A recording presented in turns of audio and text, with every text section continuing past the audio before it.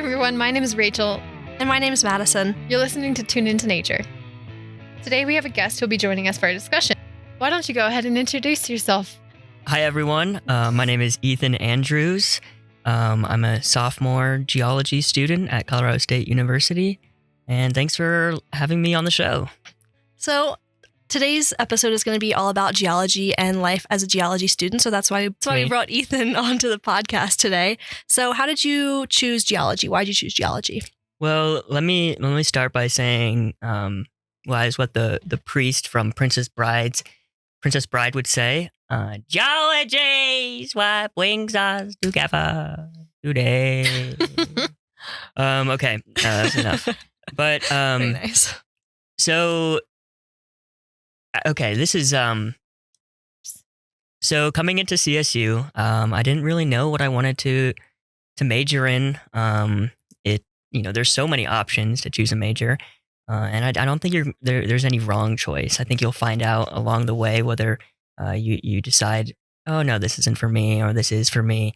As a kid growing up in Las Vegas, Nevada, and it was about 10-minute drive from the Red Rock National Monument in Las Vegas, and seeing, and my dad is also a hydrogeologist, and him pointing out things and him getting really stoked about things, and I was just like, I don't understand that, all the way up to freshman year of college. I didn't understand, why was my dad so stoked about stuff like this, just formations and rocks. Rocks. And but then as I got into the intro geology class, and intro geology is in the first class you take at CSU as a geology major. And so you came in as a geology major? Yeah, I came in as a geology major, and that covers everything. So we're introduced to every aspect of geology, rocks, minerals, formations, rivers, glaciers. The list goes on. But now, after taking that class and being a sophomore, I'm realizing now how much of our world is and life is impacted by geology. So now you'll see me fighting for window seats on the airplane to look down and take pictures of the formations and the different structures we're passing. And it's, people around me will question why is this kid taking pictures of literally everything we're passing? And I didn't understand. I wouldn't understand either. But now I am the one fighting for a window seat. And there you go. I will walk up awkwardly, touch a rock formation, quickly caressing a rock. Yeah. But my interests are primarily where like the human realm, I guess, interacts with geology. Nice. And your concentration is specifically environmental geology, right? Currently, yes. Yeah. And out from the environmental concentration is why I'm why I decided to do the environmental concentration, which is you can switch your concentration anytime. It's not going to be on your diploma or anything. But the different concentrations require different.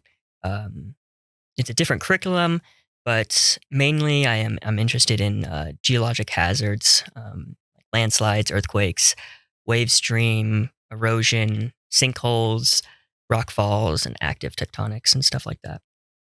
So now that you've been a geology major for almost 2 years now, what do you want to do with your degree when you graduate?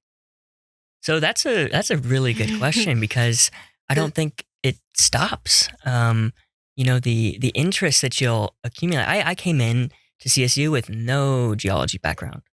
I knew nothing. And then being introduced to all these different aspects, and that's what, the first few years of your geoscience career at CSU is, education-wise. It's being introduced to so many things. So I'm interested in a wide aspect of things, and what I want to do, I guess we'll find out. But there's all sorts of things you can do. You could work with law, policy. There's engineering, multiple branches of science, and that's what I love about geology, and it's something that I've come to understand is geology intersects all of the natural sciences. It will intersect chemistry, in geochemistry, geobiology, hydrogeology. The list goes on. It goes up to our planets with planetary sciences. And so there's just a wide array of things you could do. What I Yeah, want to do and put a period on something, I have no clue. yeah, that's a good answer. You never really know what you're gonna do in life. It's Yeah. it's it's almost better to not have a definitive answer. You just got to kind of roll with the punches and see where life takes you. And especially Exactly. in college, I mean, every year it changes as you take more classes and as you learn more. I came in wanting to do, I don't even remember at this point, but Yeah. it's with every class I take, I get inspired by a guest lecturer or something Mhm. like that. And I just kind of gather more ideas and inspiration for what I want to do. And you really you never know until it's happening. It's all part of the experience. It's supposed to be fun. Yeah. And speaking of fun, Okay. what are some of the coolest and most interesting things that you've learned so Okay. far in your degree? All right. So I've taken, I'm in my second semester, so I've taken 4 geology classes. Intro, you learn everything. It's hard to say what was the most interesting. In mineralogy, I would say it's just the amazement, that these minerals, some minerals, have a specific uh, shape and symmetry. They're very symmetrical. And that's what you do in mineralogy. You learn about the symmetry, and why does this form in a perfect cube or a tetrahedral shape, dodecahedron. Oh my gosh, it goes on. We go into the nitty gritty of all shapes and 3D shapes. We'll start with 2D, but then go to 3D, and it gets crazy and fun. But then realizing that these minerals are, not man-made. Like there are some, but those aren't really minerals. However, that you look at a pyrite cube, for example, and it forms like that. It's just this perfect cube. And then, if you've gone to a mineral store or a rock shop and see where they all come from a similar mine in Spain. And the size of that mine is not very large.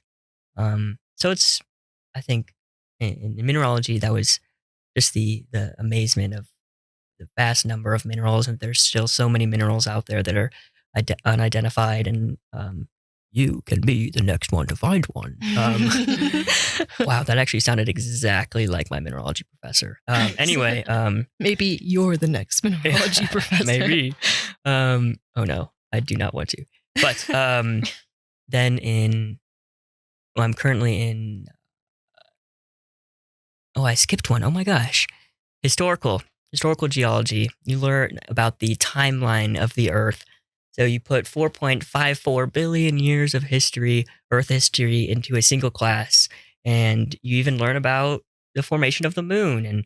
And Sarah Rathburn brings in some lunar samples from NASA, and we can Wow. you look at those and you kind of relate it to processes and the minerals on Earth that you know of, and then relate that to the geology and rocks that you find on the moon. So that was super interesting. That sounds really cool. I was unaware of mineralogy, so I know, but that was before I took mineralogy. But it was really, really amazing looking at those through a microscope. Anyway, so in historical, the most interesting was seeing how our atmosphere, how the biosphere, how the oceans are all connected with the geology, and you'll see trends. So there's a ton of ways that they relate, but I don't, maybe not get into that. Maybe for another podcast. There you go. And then currently I'm in igneous metamorphic petrology. We haven't gotten to the metamorphic part of that yet. We're on the igneous side still, and that's just the formation. What is the pathway that a igneous rock goes through to look the way it does? How do we? So you take your observations from an igneous rock, and then you kind of relate that to, okay, then what happened here? Okay, it looked like the magma ascended, and then maybe there was some magma mixing. It's all up to interpretation, and that's what the class is about. Just interpreting these things and the processes that come along with those. And along with that is volcanoes. Volcanoes are really, really cool. And you can't just put a pause button on a volcanic eruption. So that's, again, where I am interested in is the, intersection of the human realm. I keep saying realm.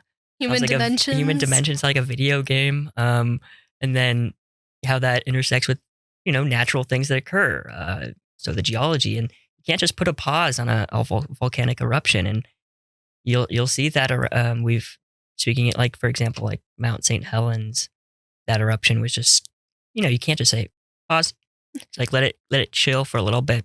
Yeah, hold on. Let us run away first, and then like when you're making Easy Mac on the stove, and then the water just starts bubbling over. You can't just take it off the stove and put it on the other side. Has that ever happened to you guys?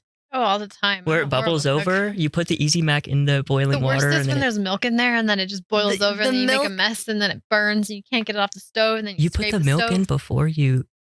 Really? Are you not supposed to? I think you're supposed to put water. I don't know, actually. Well, I put the water and the milk in at the same time, and then I boil it. What? And then you boil the noodles in that? Yeah. I'm talking about the same thing. Yeah, Easy Mac? Like Kraft mac and cheese? I put milk in it afterwards. Oh, I put the milk in after. Oh. I have other pasta packets. I thought you were talking about something different. Oh, I was talking about Annie's. Oh.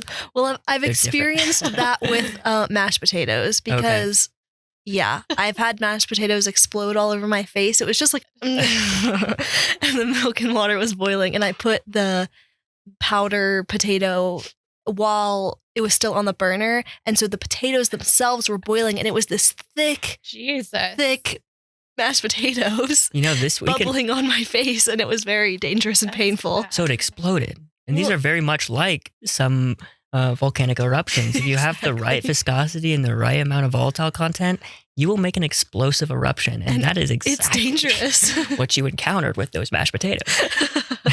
Anyways. You're talking about how you can't just put a pause button on a volcano. Yeah. And it's like, yeah, it's totally true that you can't have a pause button on a volcano. And nowadays, since we have geologists like yourself that are studying these type of things, there's no excuse to build a house on a volcano. Well, and we are aware of the risks. I have a friend who lives in an area. They got a new house. Everything was fine and dandy until they got a crack in their concrete floor. Mm-hmm.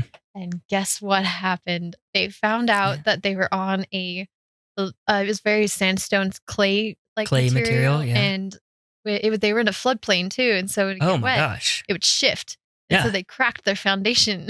Yeah. So what's exactly, it was like, what's happening there is the shrinking and swelling of clay minerals, and clay minerals are just, based on the structure of the clay mineral, they kind of absorb to water, and the shrinking and swelling. Basically that's what's happening, and it's just this. Is it?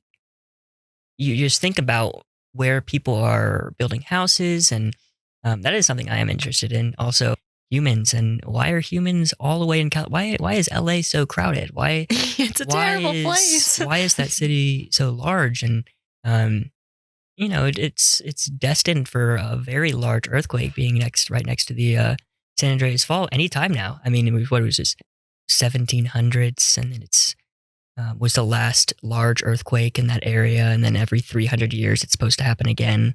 Like, okay, well, it TikTok. could be. But I mean, if you relate it, if you see the technology that we have nowadays, there are early warning tracking systems for earthquakes and for volcanoes. But volcanoes gets a little bit complicated because it's tricky. You can't just say, oh, there's some earthquake behavior going on beneath that volcano. It's going to 100%. I guarantee you, it's going to explode. Volcanoes are a little bit tricky because that's not necessarily the case. But for earthquakes, there's a system where the instant that a earthquake occurs, it sends a message. And I think they just recently tested this in Oakland, California. This tracking system sends almost like a Amber Alert? Amber Alert. Very much like an Amber Alert where, everyone gets this text message and it says, okay, you have 60 seconds. There's going to be a large earthquake. You have 60 seconds? Yes, but that's still a lot of time to be like, okay, collect my stuff. get in the plane. We're going, no, maybe not like that, but, go into your doomsday shelter. Get in the bathtub. Move the important vase off the edge of the table or something. Exactly. And then go back on the couch. Move grandma's ashes. Yeah. Yes. Yeah. So it sounds like you've learned a lot of interesting stuff. So in the future, I understand that a lot of geology majors are required to take a summer field. It's almost like a field practicum, but it's like over a few weeks. Do you know anything about that? Yeah, I do. So that's going to be towards the end of your time at CSU, and it takes everything that you learned, and everything that you've learned in your classes, and it puts it in a 5-week course. So 5 weeks, 5 subjects. It's very hands-on. It's what I've heard. I haven't taken it.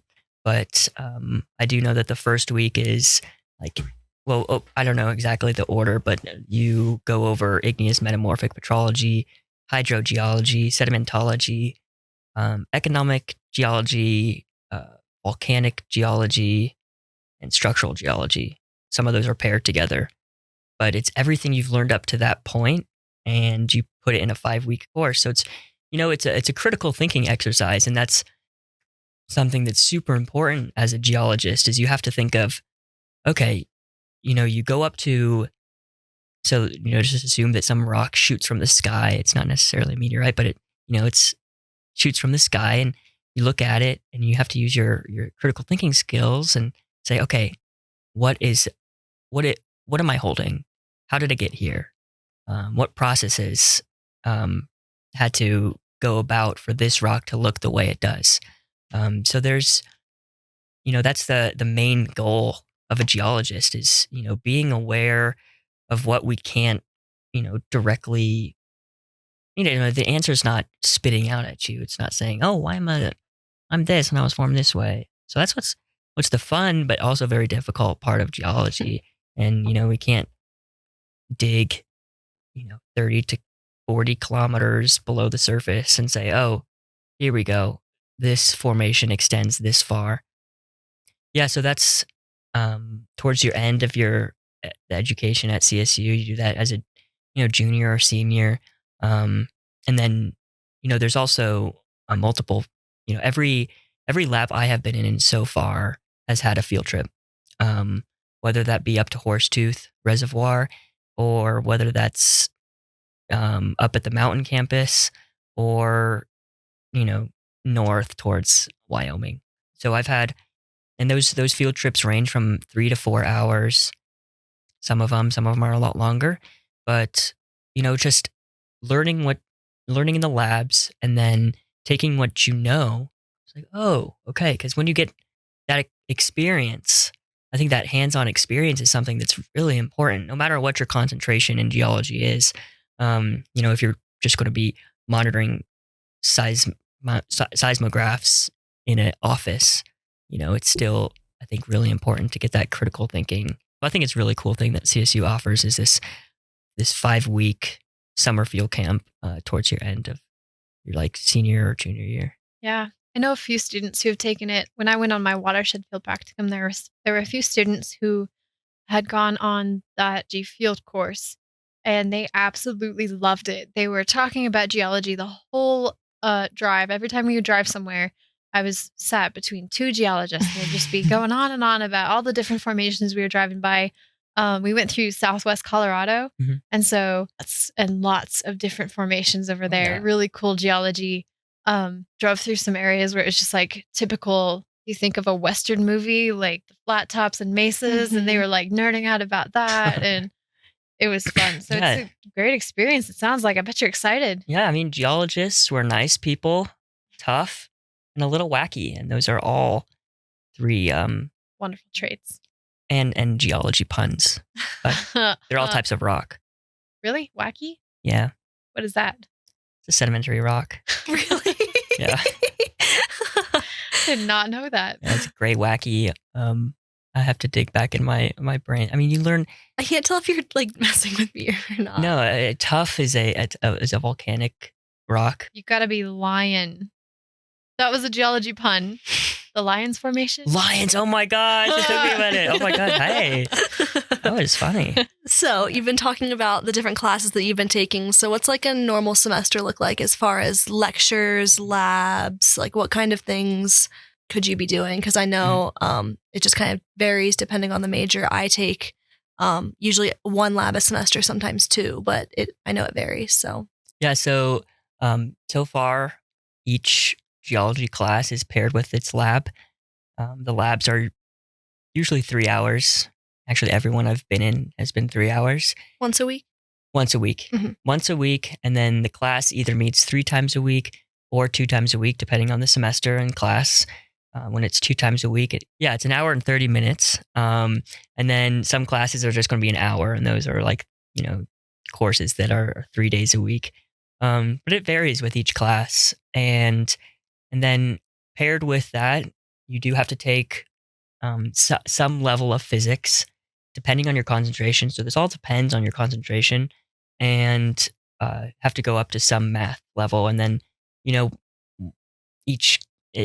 really does vary with the different types of concentrations. But even as just all geology majors, they do have to go pretty high in math compared to other natural resources majors. Yeah. So there's hydrogeology and geophysics. Those require higher than Calc 2.